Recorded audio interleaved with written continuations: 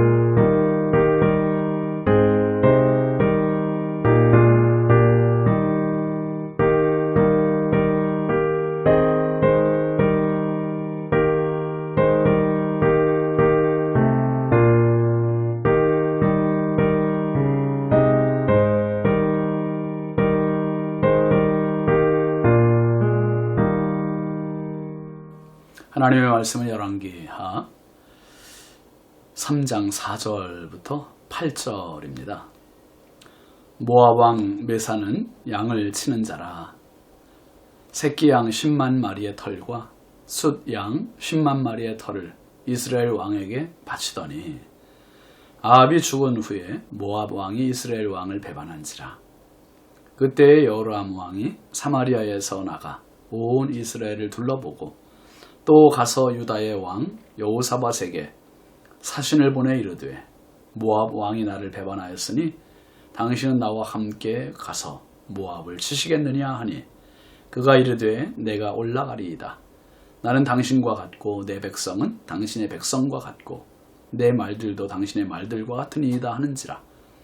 여호람이 이르되 우리가 어느 길로 올라가리이까 하니 그가 대답하되 에돔 광야 길로니이다 아니라. 아멘. 오늘 말씀 제목은 잘못된 동행입니다. 잘못된 동행. 여러분, 인간은 사회적 동물이라 하지 않습니까? 혼자서는 살 수 없어요. 그래서 늘 누군가 함께 해야 합니다. 백제장도 맞들면 낫다는 말도 있고요. 누구든지 함께 할 때 더 일이 수월해진다는 표현입니다. 그렇다고 해서 아무나와 같이 할 수는 없어요. 바울 사도는 고린도후서 6장 14절부터 16절까지 말씀 보면 너희는 믿지 않는 자와 멍에를 함께 매지 말라. 의와 불법이 어찌 함께하며 빛과 어둠이 어찌 사귀며 그리스도와 별리알이 어찌 조화되며 믿는 자와 믿지 않는 자가 어찌 상관하며 하나님의 성전과 우상이 어찌 일치가 되리요. 우리는 살아계신 하나님의 성전이라.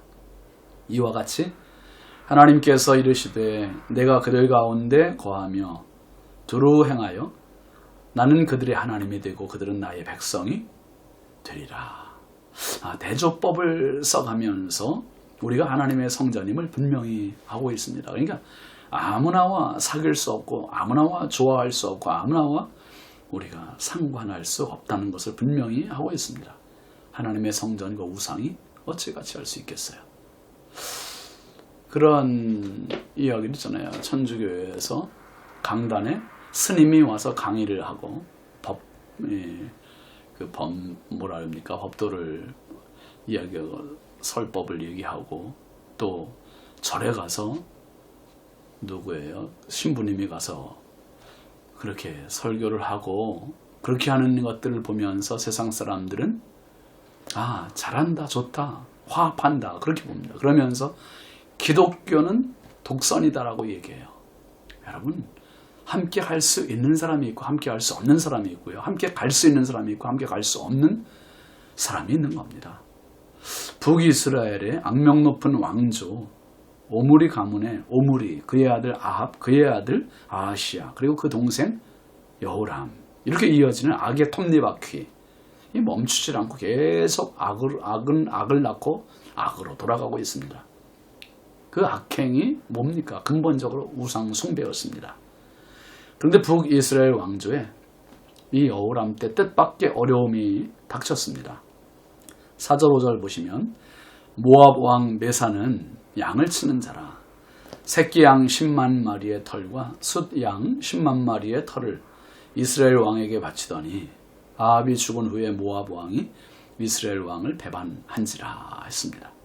모압이 이스라엘의 속국으로 정기적으로 조공을 바치고 있었습니다. 이게 언제부터였습니까? 무려 다윗 시대부터, 그러니까 참 오랜 세월 동안 남북이 분열되기 전부터였습니다. 사무엘하 8장 2절 보시면 다윗이 또 모압을 쳐서 그들로 땅에 엎드리게 하고 줄로 재어 그 2줄 길이의 사람은 죽이고 1줄 길이의 사람은 살리니 모압 사람들이 다윗의 종들이 되어 조공을 드리니라 했습니다. 다윗 시대에 모압을 쳐서 굴복시키고 그때부터 조공을 계속 바쳐왔던 거지요. 이스라엘이 12지파로 분리된 이후에도 모압은 이스라엘의 관할하에 있었고, 그리고 에돔은 남유다의 관할하에 여전히 속국으로 있으면서 그들이 조공을 바치는 거예요. 이 아합 시대까지 모압이 바친 조공은 새끼 양 10만 마리의 털, 숫 양 10만 마리의 털을 바쳤습니다. 이게 엄청난 양이죠. 그런데 당시 모압은 악명 높은 이 아합이 죽자 등을 돌렸어요. 모압이 등을 돌리고 조공을 안 바치는 겁니다. 양털을 안 가지고 오는 거예요. 여호람은 등을 돌린 모압 왕 메사에 대해서 불쾌감을 갖고 전쟁을 선포합니다. 그런데 혼자 가기는 좀 버거웠던 모양이에요.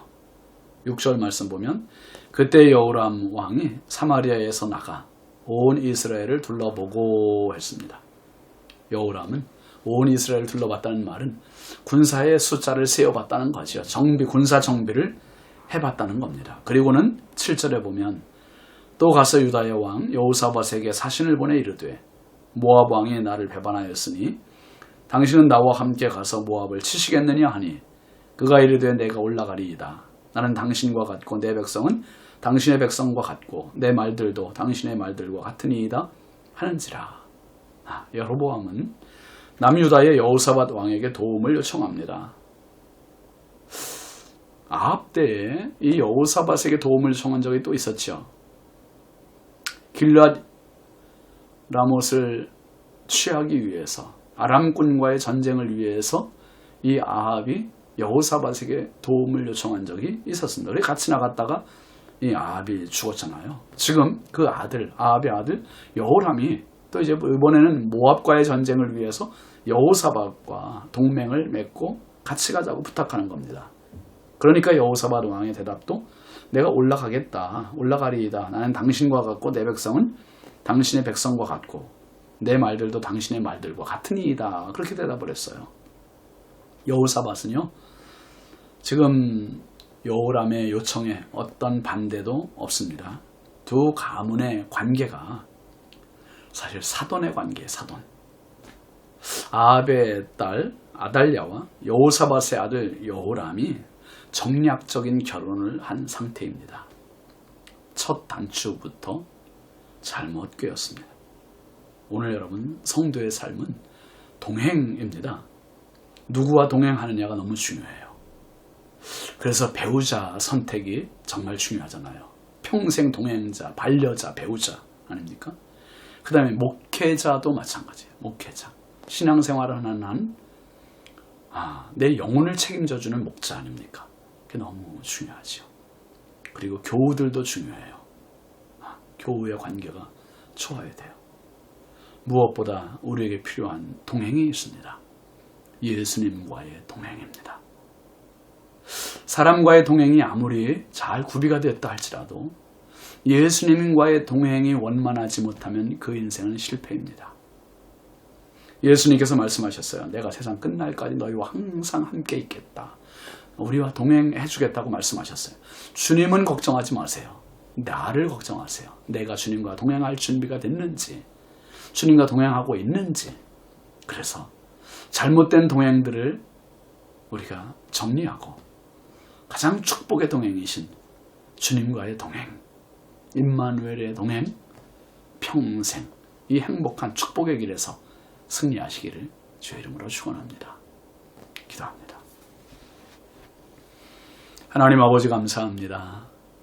주님과의 동행보다 행복한 동행이 없고 주님과의 동행보다 값진 동행이 없음을 믿습니다. 세상 살면서 얼마나 잘못된 동행들이 삶을 망가지게 하고 있는지요. 하나님, 만남의 복을 더하여 주시고 평생 살아가면서 잘못된 동행이 아니라 행복한 동행, 은혜의 동행, 축복의 동행 주인공들이 되게 하옵소서. 예수님의 이름으로 축복하고 기도합니다. 아멘. 오늘도 주님의 은혜 가득한 하루 되시기 바랍니다. 감사합니다.